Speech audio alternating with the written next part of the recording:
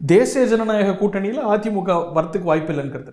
ஆமாம், ஒரு ரீஅலைன்மெண்ட் இருக்காது அதிமுக பிஜேபி ரீஅலைன்மெண்ட். நான் நினைக்கிறேன் அதிமுகவினுடைய ஆதரவாளர்களை ஈர்ப்பதற்கான முயற்சிகளை மேற்கொள்வார்களே தவிர கட்சியை ஆமாம் இவங்க பழனிசாமியோ இவர்களை சேர்ந்தவர்களையோ அவர் சேர்த்துக் கொள்வார்கள். தமிழிசை போன்றவங்க அப்படி வந்தால் நல்லா இருந்திருக்கும் அப்படிங்கிற ஒரு எண்ணத்தை வெளிப்படுத்தும் போது அந்த ஸ்ட்ரீம் ஆஃப் தாட் தேசிய அளவில் இருக்காதா? இல்லை, அப்போ முடிவெடுக்கும் இடத்தில் தமிழிசை இல்லையே. முடிவெடுக்கும் இடத்தில் அமித்ஷா அல்லவா ஹைதராபாத்தில் இருக்கிறாரு. ஹைதராபாடா விஜயவாடாவா இப்போ பார்த்தோமே, விஜயவாடாவில். ஸோ அது ஒரு சமிக்ஜைன்னு பார்க்குறீங்களோ? நான் சொல்கிறது, இந்த தமிழ்நாட்டு மக்கள் எல்லாத்தையும் பார்த்துக்கிட்டு இருக்காங்க. இன்றைக்கி புரட்சி தலைவர் இல்லை, புரட்சி தலைவர் இல்லை, நம்ம சும்மா அதிமுக அது இதுன்னு சொல்லிக்கிட்டு பிரயோஜனம் இல்லை. அந்த மக்களை நாம் ஈர்க்கக்கூடிய ஒரு தன்மையில் போனால் உண்டு, இல்லைன்னா இல்லை. ஆனால் இந்த 2 அணியும் தான் இனிமேல் ப்ரொசீட் ஆவாங்க. ஓபிஎஸோடைய பொலிட்டிக்கல் ப்ராஜெக்ட் தோற்று போனதாக பார்க்க முடியுமா? இன்னும் உயிர் இருக்காது. அதாவது அது நான் சொன்ன மாதிரி அப்போ நீதிமன்ற தீர்ப்புகள், ஒரே ஒரு உதாரணம் சொல்கிறேன். ஈரோடு இடைத்தேர்தல் வந்தது. உச்ச நீதிமன்றத்தில் வழக்கு முறையாக நடந்துகிட்டு இருந்தது. நாங்கள்லாம் நம்ம வக்கீலெல்லாம் சொன்னாங்க, அந்த ஈரோடு தேர்தல் முடிஞ்சு தான் தீர்ப்பு வருங்கன்னு சொன்னாங்க நீதிபதிகள். திடீர்னு பார்த்தா ஒரு 4 நாளில் கூப்பிட்டு ஒரு தீர்ப்பு கொடுக்குறாங்க உச்ச நீதிமன்ற நீதிபதி. எலெக்ஷனுக்கு முன்னாடி. ஆமாம், என்ன தீர்ப்பு தெரியுமா? ஒரு இடைத்தேர்தல் நடக்குது, அதிமுக போன்ற ஒரு அரசியல் கட்சி போட்டியிடலைன்னா என்ன அர்த்தம்? அதிமுககாரன் கேட்கல, உச்ச நீதிமன்ற நீதிபதி. அவங்க விசாரித்ததெல்லாம் விட்டுட்டு உடனே சரி அவங்க போட்டி போடணும், அவங்களுக்கு ரெட்டாலையை கொடு எலெக்ஷன் கமிஷனுக்கு சொன்னாங்க. அப்போ பாஜக மத்திய சர்க்கார் என்ன நினச்சாங்க, எடப்பாடியை நம்ம ஆதரித்தோம்னா ஓஹோன்னு நம்ம பக்கம் இருப்பாருன்னு நினச்சாங்க. அது இடைத்தேர்தல். சரி, இப்போ எங்கள் மாதிரி தினகரன் மாதிரி உள்ளவங்க வேட்பாளர் போட்டோம். உடனே எங்களெல்லாம் கூப்பிட்டு நீங்கள்லாம் வித்ட்ரா பண்ணுங்க. பிஜேபியை? ஆமாம், வித்ட்ரா பண்ணிட்டோம். என்ன ஆச்சு?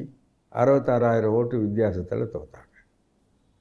நான் எதுக்கு சொல்ல வரேன்னா, அந்த இடைத்தேர்தலுக்கு அவ்வளோ முயற்சி எடுத்தவங்க ஏன் இந்த இடைத்தேர்தலுக்கு அம்பொன்று விட்டாங்க? விக்கிரவாண்டி இடைத்தேர்தலுக்கு எல்லாமே இந்த அரசியல் என்ன நடக்குதுங்கிறத நம்ம பார்க்குறோம். வேணும்னா செஞ்சுக்கிறாங்க. அதை வச்சுக்கிட்டு இவருக்கு ஓபிஎஸ்க்கு செல்வாக்கு இல்லைன்னு நம்ம சொல்ல முடியுமா? இவங்க பண்ணுற கூத்தை வச்சு சரின்ட்டு அவர் இன்றைக்கி நின்று பாருங்கள், எனக்கு அதிமுக காரன் நின்று நீக்கிட்டீங்க, அதிமுக காரன் எனக்கு ஓட்டு போடலையா? ஜெயிக்கலையே. எண்ட் ஆஃப் த டே அதுதானே. நீங்கள் மொத்தம் சேர்ந்துருந்தாலே ஜெயிக்காது ராமநாதபுரம் தொகுதியில். ஓ, அது திமுக வலுவான தொகுதின்னு அதிமுக கூட்டணி. ஏங்க இப்போ 2019 எல்லா தொகுதியிலையும் தோற்றாங்க, ஒன்றா இருந்தப்பவே ஒன்றும் சேர முடியாதுங்கிறீங்க. இந்த தேர்தலில் அரித்மெட்டிக் பார்ப்போமே, என்டிஏவுடைய வாக்கையும் அதிமுக வாக்கையும் சேர்த்தா நிறைய இடத்துல ஜெயிக்க முடியும். ஸோ அது ஒரு வின்னிங் காம்பினேஷன்னு 2 தரப்பும் ரீதிங்க் பண்ணாத, எடப்பாடி தரப்பும் சரி பிஜேபி தரப்பும். அது இது வெறும் அந்த மாதிரி கணக்கு அரசியலில் சரியாக வராதுங்க. இப்போ சில பேர் பாஜகவை விரும்பாதவங்க அதிமுகவுக்கு போட்டிருப்பாங்க. கூட்டணி சேர்ந்தாங்கன்னு வைங்க, அவங்க போட மாட்டாங்க. அதாவது சேர்றதே 1+1 2 அரசியல் 0 ஆகிடும். இப்போ கற்பூரமும் நெருப்பும் சேர்ந்ததுன்னு வைங்க, நெருப்பு தான் மிஞ்சும். நெருப்பு கூட மிஞ்சாது, அது ஆனந்தனம். அது சரி. அதனால் ஸோ அதிமுகவும் பாஜகவும் சேர்ந்திருந்தாலும் இந்த ரிசல்ட் தான் வந்துருக்குன்னு நினைக்கிறீங்களா? எங்க எல்லாரும் சேர்ந்தாரு 2019 நின்னாங்க. இல்லை, அன்னைக்கு ஒரு மோடி எதிர்ப்பால் இருந்தது, இன்னைக்கு அது நேரேட்டிவ் சற்றே மாறி இருந்தது. டிஎம்கே இன்கமெண்ட்டாகவும் இருக்குது. எந்த மாற்றமும் இல்லை. 2019 ஒன்றா தான் நின்னாங்க திமுக அணி எதிர்த்து. ஸோ இந்த மாதிரி எல்லாத்தையும் சேர்க்கறதுக்கு முயற்சியான நடந்துச்சு இல்லை? ஓபிஎஸ் கூட மேடையில் சொன்னார், எல்லாரும் சேர்ந்து நில்லுங்க, நம்ம எல்லாரும் சேர்ந்து நிற்போம். நிற்கிறது எல்லாரும் சேர்ந்து நிற்கலாங்க, ஆனால் ஜெயிக்கணும்ல. ஜெயிச்சிருக்க முடியாதுங்கிறது. ஒரு larger NDA inclusive of TTV Dhinakaran, நீங்கள், ஏஐடிஎம்கே, பிஜேபி, பாமக, இதே அவுட்கம் தான் வந்திருக்கும். நல்ல வேளை அவங்க அந்த கூட்டணி இல்லாமல் அவங்க கட்சியை காப்பாற்றிக்கிட்டாங்க. யார்? பிஜேபி. ஓஹோ, அவங்க செல்வாக்கை பில்டப் பண்ணிட்டாங்க. அவங்க நான் சொன்ன மாதிரி ஃபவுண்டேஷனை போட்டாங்க. ஒவ்வொரு கிராமத்துலேயும் போய் அவங்க கிளைகள் அது இது ஆரம்பிச்சு. இதை சஸ்டெயின் பண்ண முடியுமா அவங்களால? யார்? அவங்களால சஸ்டெயின் பண்ண முடியுமா ஒரு பர்சன்டேஜ் வச்சு? அது அவங்களுடைய பிரச்சனை. நான் சொல்கிற மாதிரி அவங்களுக்கு டெல்லி கவர்மெண்ட் இருக்குது. நீங்கள் அவங்க கவர்மெண்ட் வந்துட்டு இன்னும் 5 வருஷத்துக்கு அவங்க நினச்சாதான் அந்த கவர்மெண்ட் இருக்கலாம். அப்படி பொம்மை கேஸ்க்கு அப்புறம் இல்லை சொல்ல முடியாது. நீங்கள் அதாவது செய்துட்டாங்கன்னு வைங்க, அதுக்கப்புறம் என்ன பண்ண முடியும்? கோர்ட் இருக்குது, செக்ஸ் அண்ட் பேலன்சஸ் இருக்குது, ஒரு வலுவான ஆப்போசிஷன். அதெல்லாம் இப்போ ஏங்க எத்தனையோ இப்போ சட்டம் ஒழுங்கு பிரச்சனை இது. இப்போ கள்ளச்சாராயம், அப்புறம் இது என்ன இந்த கஞ்சா, அது இது எல்லாத்துலேயும் இருக்கிறாங்கங்களே, ஏகப்பட்ட பிரச்சனை இருக்கு. அதாவது அதிகார மையம் அங்கே தான் இருக்குது டெல்லியில். அவங்க இன்னும் 5 வருஷத்துக்கு இருக்க போகிறாங்க. அதில் ஒன்றும் நீங்கள் சந்தேகப்பட வேண்டாம். அதில் நிதிஷ்குமார் போயிடுவார், சந்திரபாபு நாயுடு போயிடுவாருன்னா அதெல்லாம் போக மாட்டாங்க. அவங்க கூட தான் இருப்பாங்க 5 வருஷம். ஆமாம், 5 வருஷம் நடக்கும். மோடி சொல்கிறது தான் அவங்களும் கேட்பாங்க. அவங்க தயவில் தானே இவங்க ஆட்சி நடத்தணும். பார்த்தீங்கல்ல, காலில் விழுறதுக்கு போனார். அரசியல்வாதி காலில் விழுறது பெரிய விஷயமா? கூவத்தூரில் நம்ம பார்க்காதா? இது நாம் சிலதெல்லாம் நம்ம நினைக்கிறது, ஆசைப்படுறது அப்படியே நினைக்கக்கூடாது. என்ன நடக்குது பொதுவாக நினச்சி பார்த்து அதை அனலைஸ் பண்ணி தான் முடிவு எடுக்கணுமே ஒழிய நம்ம விருப்பம், நம்ம ஆசை, நம்ம லைக்ஸ் அண்ட் டிஸ்லைக்ஸை வச்சு முடிவு எடுக்கக்கூடாது. அது தப்பாக வரும். அரசியல் நிதிஷும் சந்திரபாபு நாயுடுவும் இந்த ஆட்சிக்கு முழுமையாக இறுதி வரைக்கும் கடைசி வரல இருப்பாங்க. அவங்களுக்கு அதில் என்ன இன்சென்டிவ்? அவங்க அதை விட்டு போகிறதுனால அவங்களுக்கு என்ன லாபம் இருக்குது? இந்த கவர்மெண்ட் ஒருவேளை ஒரு கட்டத்தில் அன்பாப்புலர் ஆகுதுன்னு வச்சுக்கோங்க. இப்போ மகாராஷ்டிராவில் தேர்தல் வருது, ஹரியானாவில் தேர்தல் வருது, இதெல்லாம் இங்கே அவங்க சரிவாக சந்திச்சிருக்கக்கூடிய மாநிலங்கள். இங்கே அவங்க அன்பாப்புலர் ஆகும்போது இட் பிகம்ஸ் அன்டெனபிள். அவங்களும் அதோட அன்பாப்புலரிட்டியை ஃபீல் பண்ணுவாங்கல்ல. பீகாரில் ஒருவேளை அவங்க பின்னடைவை சந்திக்கிறாங்கன்னு வச்சுக்கோங்க. அவங்க கூட இருக்கும் பொழுதே அவங்க சரி பண்ணலாமே. ஸோ நிலைக்கிறதுக்கு தான் வாய்ப்பு அதிகம் நினைக்கிறாங்க. இப்போ இன்னொரு அப்சர்வேஷன் என்ன, நரேந்திர மோடி ஒரு தனி சர்க்காரையே ஒரு மாநில அரசுலையோ டெல்லியிலையோ நடத்தி பழக்கப்பட்டவர். ஒரு வாஜ்பாய் போல ஒரு கோயலிஷன் கல்ச்சருக்கு பழக்கப்பட்டவர் கிடையாது. அவர்லாம் ஜனசங்கம், ஜனதா கட்சியிலேருந்து பழக்கப்பட்டவர். இவருக்கு அது சரி வராது. அப்படி நான் நினைக்கல. அவர் அதாவது இன்டலெக்சுவல் அடாப்டபிலிட்டிம்பாங்க, சூழ்நிலைக்கேற்ப நல்ல அறிவுபூர்வமாக ஒத்து போகிறது, அந்த டைப் தான் அவர் பிரதமர். அவரால் ஒரு கோயிலிஷனை பிரச்சனை இல்லாமல் கன்சென்சஸோட கன்சல்டேட்டிவாக நடத்திட்டு போக முடியும்.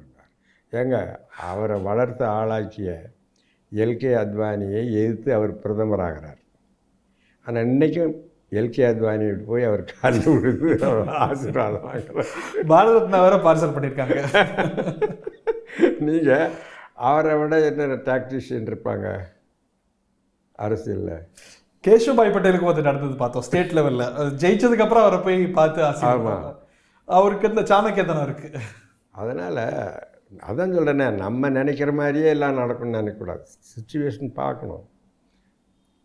நிதிஷ்குமாருக்கு இவர் விட்டு போய் என்ன ஆகுது? ஒன்றும் இல்லை. அங்கே பிரதமர் தரேன்னாங்கன்னா எது எதிர்த்தரப்பில் அது தர்றவங்க எடுத்துருவாங்கல்ல. அவங்க எடுத்தவங்க தானே, சரண் சிங் எடுத்தவங்க தானே. சந்திரசேகரத்தையும் அதே மாதிரி காலி பண்ணவங்க தானே. தேவகவுடா பார்த்தோம், குஜ்ரால் பார்த்தோம். But prime minister is prime மினிஸ்டர்ல அந்த ரோல் ஆஃப் ஆனர்ல இடம்பெற்றுவாங்க. அதில் என்ன இருக்கு? ஒரு 4 நாளைக்கு பிரைம் மினிஸ்டர் உட்காந்து இந்திய வரலாற்றில் இன்னைக்கும் சரண் சிங்கை பேசுறோம்ல. குல்ஜாரிலால் இருந்தால் கூட இருந்தார், பேசுறோம்ல. நிதிஷ்குமார் இன்னும் 50 வருஷம் பிரதமர் ஆனா பேசுவாங்க. ஒரு கோயலிஷன் அலையா எவ்வளவு நாள் ஞாபகம் போட்டுக்கலாம். முன்னாள் பிரதமர் தேவகவுடான்னு போட்டுக்கலாம். பட் அதெல்லாம் நிதிஷ்குமார் அவர் is a shrewd man. This government will sustain நினைக்கிறீங்க? ஆமாம். ஆனால் இப்போ பாருங்களேன், எவ்வளோ பிரம்மாண்டமான எதிர்கட்சி இன்னைக்கு பார்லிமெண்ட் ரொம்ப வைப்ரண்ட்டாக இருக்க போகுது. இந்த சவால்கள் ரொம்ப வீரியமாக இருக்கும்ல. ஒரு மன்மோகன் சிங் ஆட்சி ஒரு பெரிய மெஜாரிட்டி இல்லாத போது எவ்வளோ பாடுபட்டதுன்னு பார்த்தோம், எஸ்பெஷலி இந்த செகண்ட் டேர்ம். அதுபோல் ஒரு பெரிய சவாலை பாராளுமன்றத்துலேயும் வெளியிலையும் இந்த அரசு சந்திக்க வேண்டுமா? அதுக்கு எதிர்கட்சிகளுக்கு அதுக்கு வாய்ப்பு வராது. ஏன்னா ஒவ்வொரு பிரச்சனையிலையும் ஒவ்வொரு கட்சியும் ஒவ்வொரு நிலைமையை வச்சுருக்காங்க. All India problems. உதாரணத்துக்கு இப்போ பெண்கள் ஒதுக்கீடு மசோதா, அதை அவங்க அகிலேஷ் யாதவ் கட்சி ஒத்துக்காது. நீங்கள் அங்கே வர்ற பிரச்சனையை பொறுத்து அவங்க ஒன்று சேர்றது மிக கடினம். அரசு எதிர்ப்பு அப்படிங்கிறதுல எல்லாம் ஒன்று சேர்ந்துடலாம்ல. மோடி இப்போ நீங்கள் ஒரு ரூலிங் பார்ட்டியாக ஒரு ரூலிங் கவர்மெண்ட்டாக இந்த காம்பினேஷன் சிரமப்பட்டு போராட்டம் நடத்துறதுக்கு ஒன்று சேரலாம், அது நான் இல்லைன்னு சொல்லலாம். ஆனால் ஆட்சியை கவுக்க முடியாது. ஆட்சியை கவுக்க முடியாது நினைக்கிறேன். ராகுல் காந்தி சொல்கிறாரு அவங்கெல்லாம் என்னோட டச்சில் தான் இருக்கிறாங்க. அதெல்லாம் ஒன்றும் எடுபடாது, சொல்கிறது தான் சரி. இந்த எலெக்ஷன் ரிசல்ட் மோடி அரசுக்கு பிஜேபிக்கு ஒரு பாடம் சொல்லி தந்தா நினைக்கலையா? கோர் ஹிந்தி பெல்ட்டில் ராமர் கோவில் இருக்கக்கூடிய தொகுதியில் வரைக்கும் அவங்க பின்னடைவை சந்திச்சிருக்கிறாங்க. So there are lessons to introspect. என்னுடைய கணிப்பு மோடி இன்னும் தீவிரமாக செயல்படுவார். பிரதமர் மோடி இந்துத்துவாவை பொறுத்தவரையில் தீவிரமாக செயல்படும். இந்துத்துவாலையா? ஆமாம். இப்போ ராமரை சொல்கிறது இல்லை, ஜெகநாதருக்கு போயிட்டாரு. அது கங்கையினுடைய கங்கையில் அம்மன் என்ன தத்து எடுத்திருக்காருன்னு சொல்கிறேன். ஆனால் நீங்கள் பாருங்கள், இந்த பீரியடில் இன்னும் வேகமாக தான் போவார். ஹிந்துத்துவா எடுபட்டிருந்தா இன்றைக்கி அவங்க பெருசாக ஜெயிச்சிருக்கலாம்ல. நீங்கள் அவர் நான் பார்த்த அளவில் அவர் இதை ஒரு பின்னடைவாகவே எடுத்துக்க மாட்டார். ஏன்னா ஒருவேளை அடுத்த முறை நம்ம வருமோ வரமாட்டோமோ, அதனால் நினைக்கிறதெல்லாம் இப்போவே செய்யணும்னு செய்வார். தீவிரமாக தான் போவார். செய்திகளை உடனுக்குடன் தெரிந்து கொள்ள உடனே சப்ஸ்கிரைப் பண்ணுங்க.